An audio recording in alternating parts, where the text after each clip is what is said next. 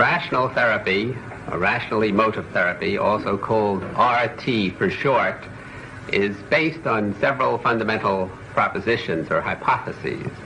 And the first of these is that the past is not crucial in a person's life. The past affects him a good deal, but he affects himself much more than the past affects him.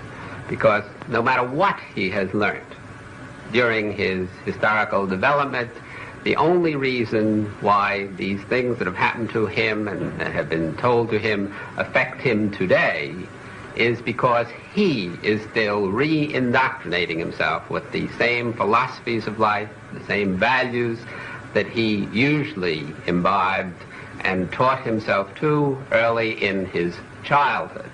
So we stick largely in the present in rational emotive psychotherapy rather than in the past.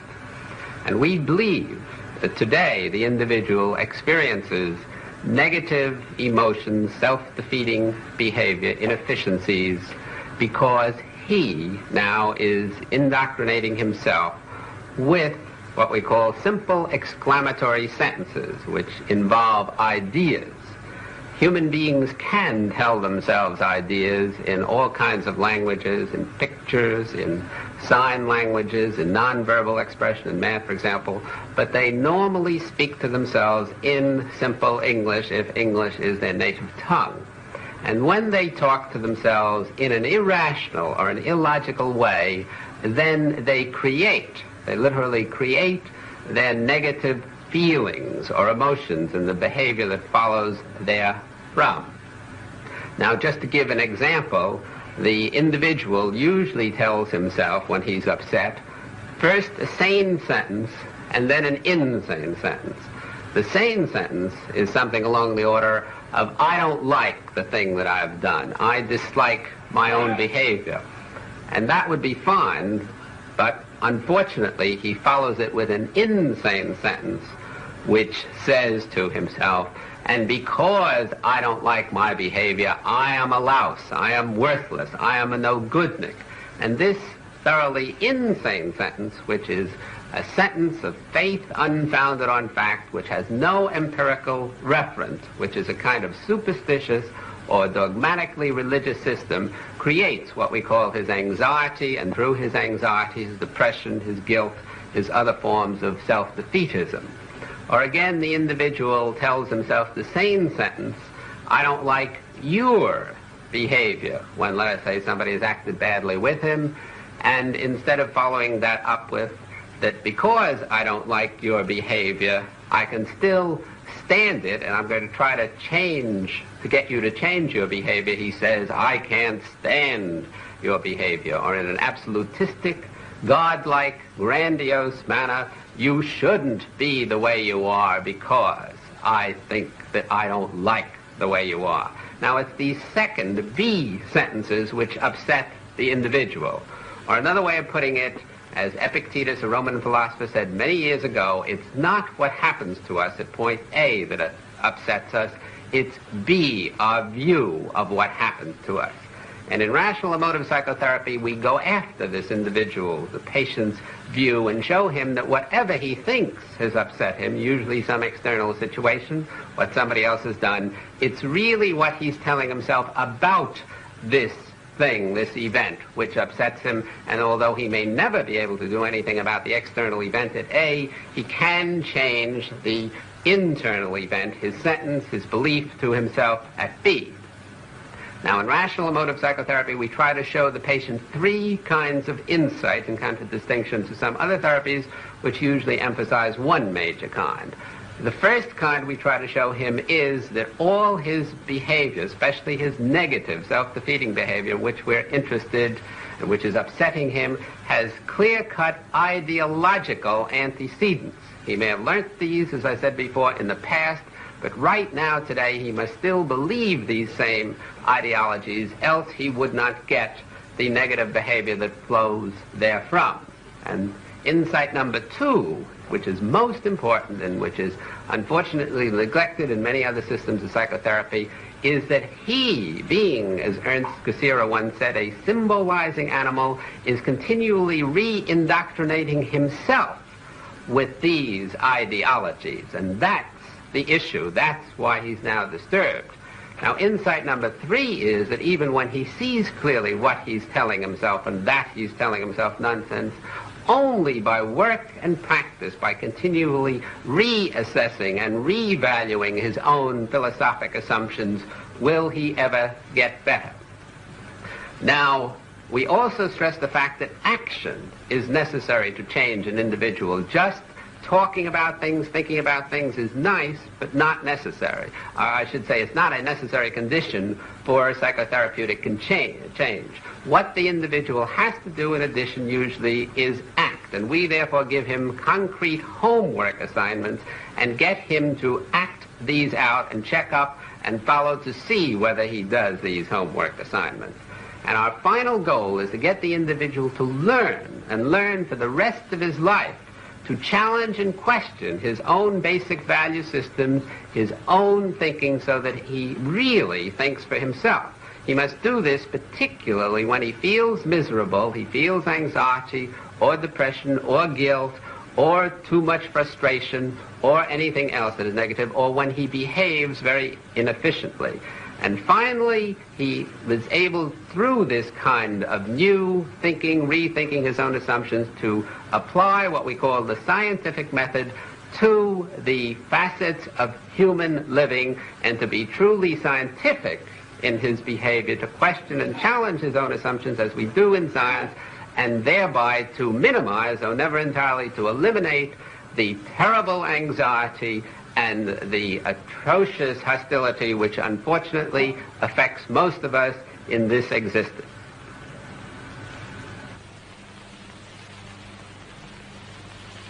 Hello, Gloria. I'm Dr. Ellis. You want to Dr. Ellis. Be seated, please? Mm-hmm. Well, would you like to tell me what's bothering you most? Yeah. I think the things that I'd like to talk to you the most about are adjusting to my single life. Mostly men, I guess. As a matter of fact, I don't know if I'm doing the wrong thing, but I'm going to refer to your book anyway, because this is what I'm impressed with, the book about the Intelligent Woman's Guide to Manhunting. Yeah. I tried to follow it, and I believe in it. This is why it's so fun reading your book, because I'm not much of a reader, but I sort of believe the same way you do. But then I've got a problem in this area. The men that I'm attracted to, or the type of man I'd like to become closely involved with, I can't seem to meet, or I get too shy with, or something that it just doesn't click. The men I seem to be dating nowadays are the ones that I don't respect much, the ones I don't enjoy much, that seem blip and uninteresting. And I don't know if it's something about me or what, because I really do want to meet this kind of man. Well, let's talk a little about your shyness. Let's suppose you meet somebody whom you consider eligible, that you might like. Now, let's see if we can get at the source of your shyness, just what you're telling yourself to create this. You meet this man and you feel shy, embarrassed? Yes, but I don't usually show that. I usually act flip right back. Yeah. I act like the other men act to me, as a matter of fact. I act flip. I don't seem near as intelligent. I act like a typical dumb blonde. I'm just not myself with him. I'm more on at ease. Yes. Well, as you probably know from manhunting, I believe that people only get emotions such as negative emotions of shyness, embarrassment, shame, because they tell themselves something in simple exclamatory sentences. Now, let's try to find out what you're telling yourself. You're meeting this individual. Now, what do you think you're saying to yourself before you get flipped? I know what it is, that I don't stand up to his expectations. I'm not quite enough for him. He's superior to me.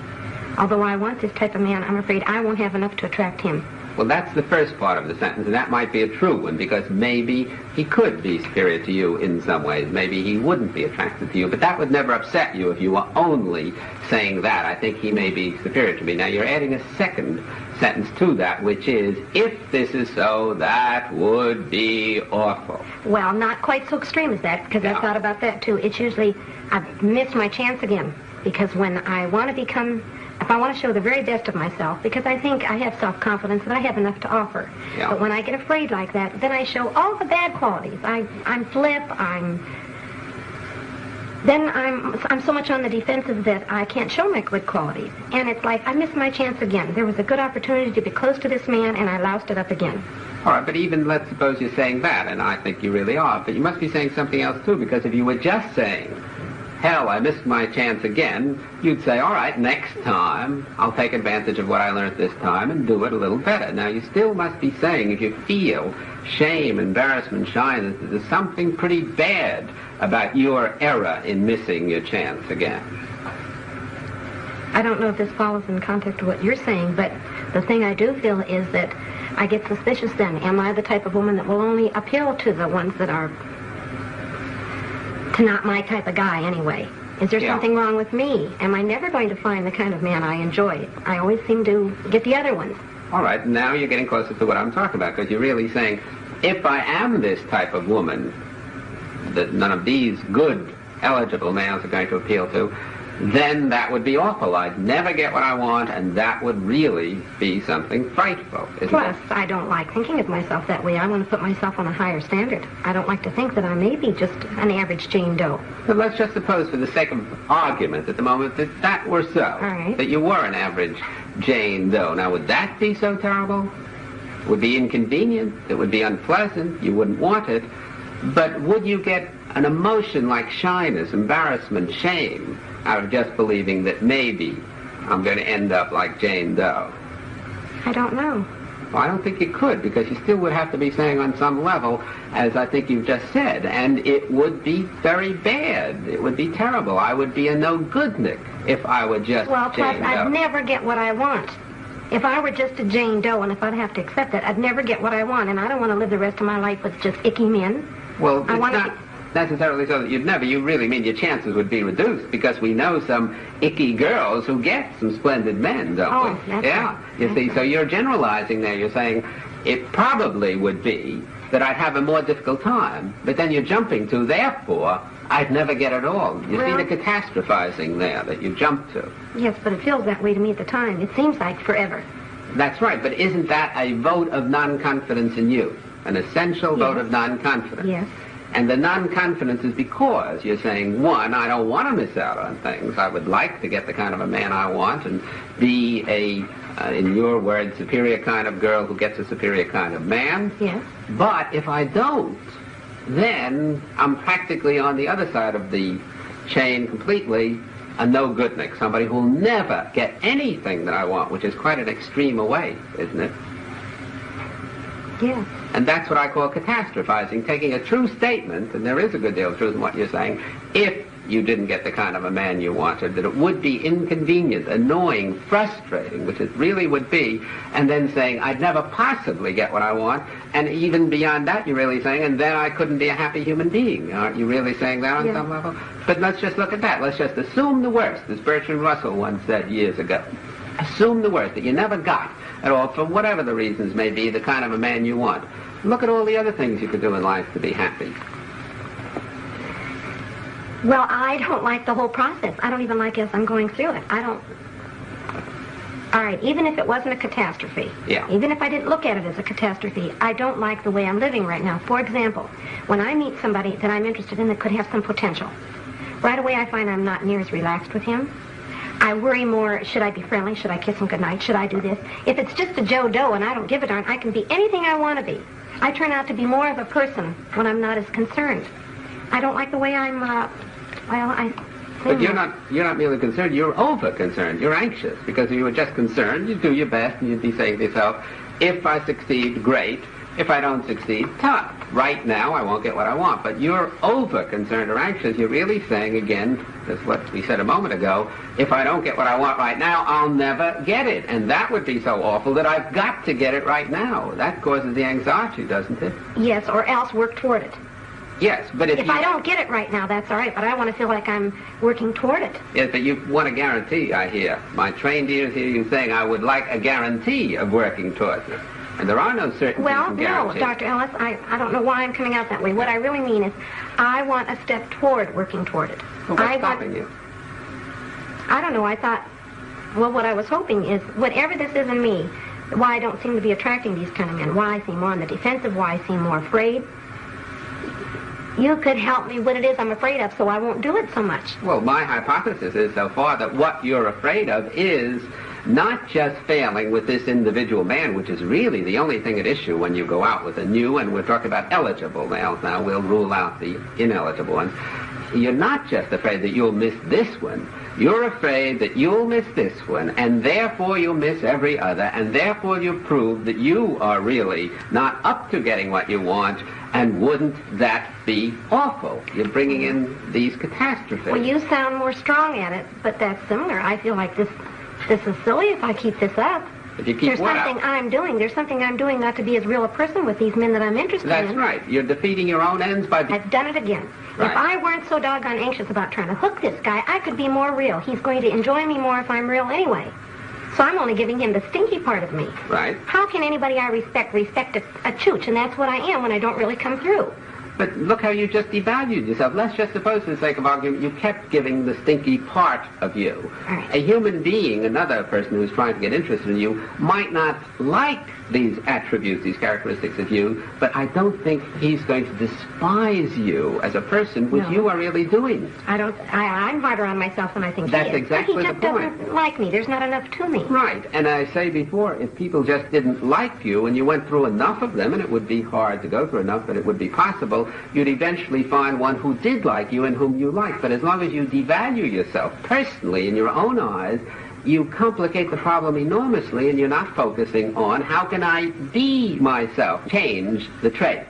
If you, for example, had let us just say, a mangled arm, and you wouldn't accept your whole person, your being, because of this mangled arm, then you would focus so much on that mangled arm that you wouldn't be able to do things that you wouldn't otherwise be able to do. That's almost what I do, yes. Yes, you see, that's exactly so. You're taking a part of you, an arm, and focusing almost completely on that.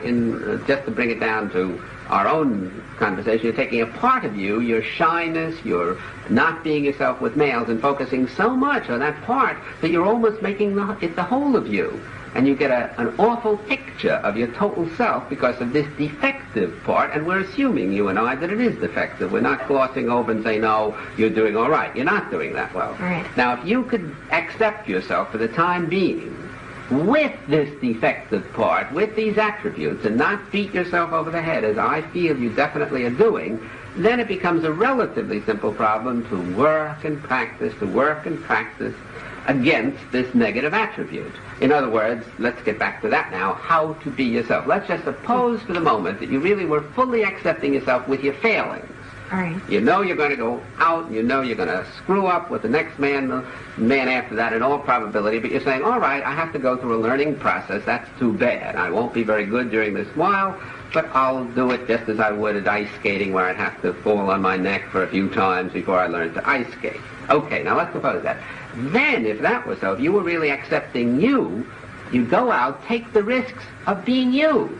Because after all, if you do win one of these men, you have to be yourself. You're not winning them for a day. You're not winning them for an affair. I assume you want to marry one of these individuals eventually and be with them on a long time. But mostly a long relationship. I don't think so much Yes. as marriage is a long All relationship. right, a long relationship in the course of which you couldn't act. So we don't want to give you some technique of acting well that he'll later find out was a role-playing sort of thing. So you have to eventually be yourself. Now, if you really weren't so disturbed about these current failings of yours, you could go out and be this self of yours. Ask yourself, what do I really want to do with this man to help enjoy him and have him help enjoy me, because that's the basic function of life, enjoyment, which we tend to lose. And you'd force yourself to take the risk of being that. Because if you succeeded, great. If you failed, too bad. Either you're not for him, or he may even not be for you. Because don't forget, you said before, when these men reject you, you assume right away it must be my doing and my fault. You know, they may not be your cup of tea, and you may not be their cup of tea, and it's nobody's fault. It's just true incompatibility. Well, it could be, yes. You see. Yes. So if you would really accept yourself as you are, and then force yourself, as if you were one of my regular patients, I would give you this homework assignment and then check up on you to see whether you could force yourself to open your big mouth and be you for a while, even though it hurt with these males, you would find that A, you would start being yourself and gradually lopping off these inefficiencies, which incidentally are the result of not being you, but watching yourself from the outside while you're trying to be you, which is almost impossible, because you can't spy on yourself and still be yourself very well at the same time. No, but it would become like a habit. After a while, if you took the risks and forced yourself to, as I said, open your big mouth, and even though you thought maybe it'll come out badly, maybe he won't like me, maybe I'll lose him completely, and so on and so forth, then you'd start swinging in the groove and being what you want to be, and I would almost guarantee that you'd become more practiced and less inefficient, especially in terms of the shyness, because you wouldn't be focusing on, oh my God, isn't this awful how bad I am? You would be focusing on what a nice individual this is, and how can I enjoy him, which is the focus. Well, you're saying my focus is the opposite way. Right. How can I be more attractive to him, and how can he be pleased by me? Because underneath, if I am not, then I cannot enjoy myself. I refuse to accept myself unless I attract and win this good individual. Isn't that what you're basically saying? Yes, and I even go further, Dr. Ellis. When there is one of these men I come in contact with, and I find that I want to cultivate more of a relationship. Well, if he accepts me and we're going along pretty great, I find myself constantly on the defensive, constantly watching the way I sit, not drinking too much, the whole time, instead of just relaxing and saying he'll either like me or he doesn't. In emotion psychotherapy, you're giving a very good illustration of why other directedness doesn't pay. Because if you really are defining yourself in terms of others' estimation of you, then even when you're ahead of the game and you're winning them, you have to be saying to yourself, will I win him today? Will I win him tomorrow? Will I keep winning him? And you're always focused on, am I doing the thing to please him? And you never are yourself. You never have a self. While if you're saying, what do I want to do in life? There must be some human beings who would like me the way I am. Let's see if this is one of those human beings. Then that's the only way, isn't it, that you can be... You see? Yeah. Now, we haven't got too much time now, so let's try to get it off on a constructive note of more concretely what you can do. You asked before where you can go, how you can meet new people.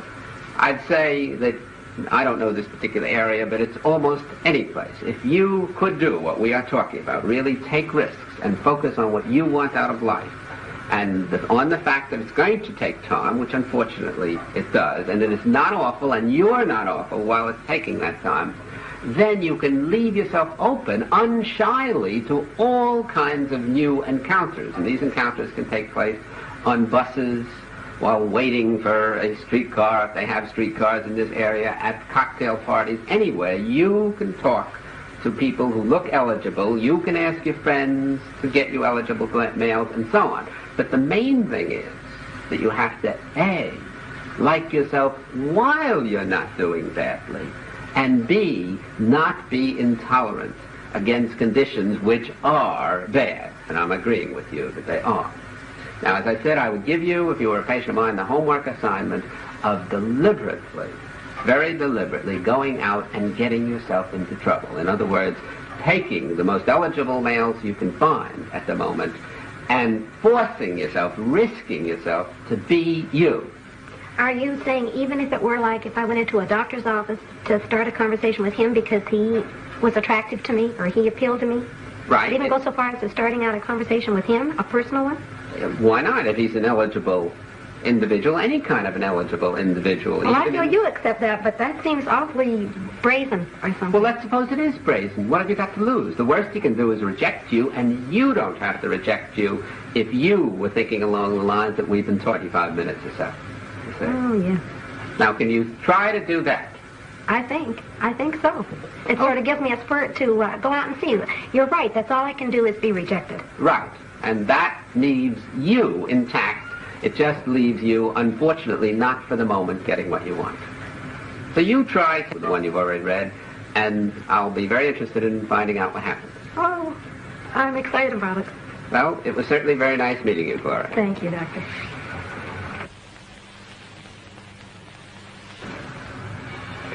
I enjoyed talking with this interesting and, I think, highly courageous patient, and thought that the session gave a pretty good illustration of a fairly typical session of rational emotive psychotherapy. How was it typical? In several ways.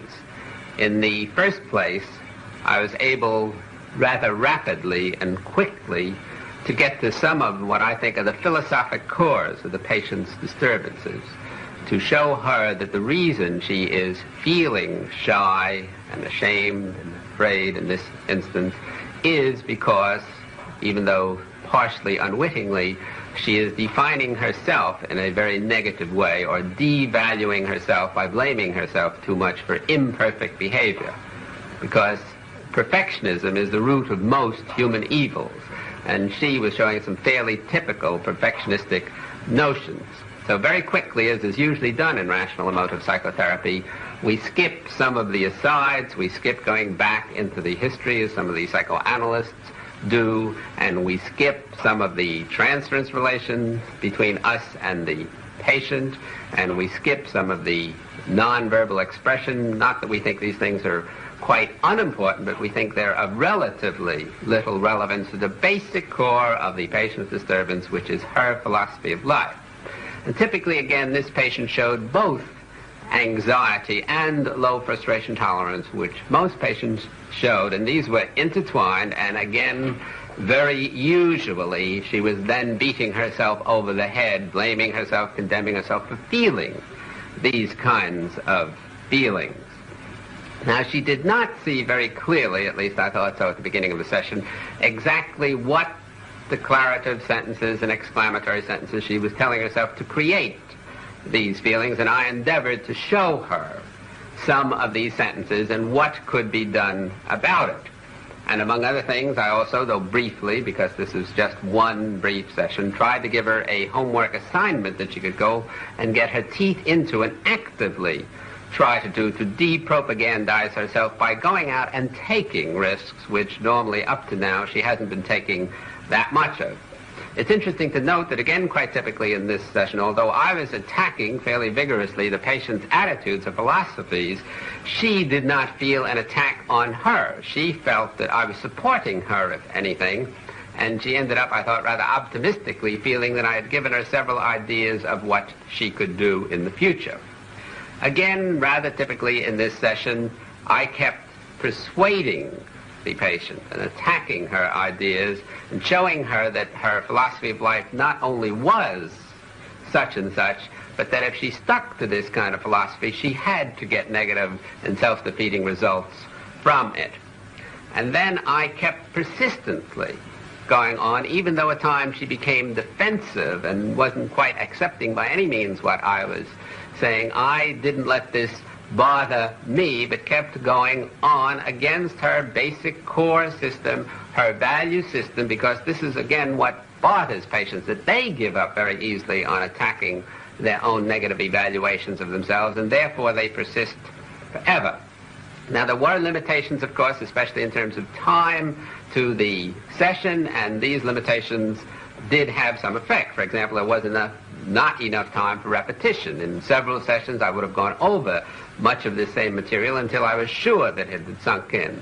Then I would have had time to get feedback from the patient to see whether she really understood in action in particular what I was talking about, and whether she was following it up or leading herself up some other diverting pathway which people can do. There was no time to emphasize that she would have to continually reassess her evaluations of herself and her general philosophies and do rethinking for the rest of her life. There was no time to show the patient very much that even during this session, in relation to me and what she was saying about herself, that she was displaying her bad attitudes toward herself. And finally, there was no occasion, of course, since this was an individual session, to see how she related specifically to other non-therapists, as she would in group therapy, and in the midst of this group situation to show her exactly what was going on and what she could do about it. But I do feel hopeful about the session and think that perhaps I was able at least to give the patient a few ideas which she could then go out and work on her own, because unless patients do work themselves with the material that we therapists give them in psychotherapy, nothing eventually happens. It isn't any magic that we have for them, but we can give them certain catalytic ideas and influences which then, if they work and practice at, will do them good for the rest of their lives.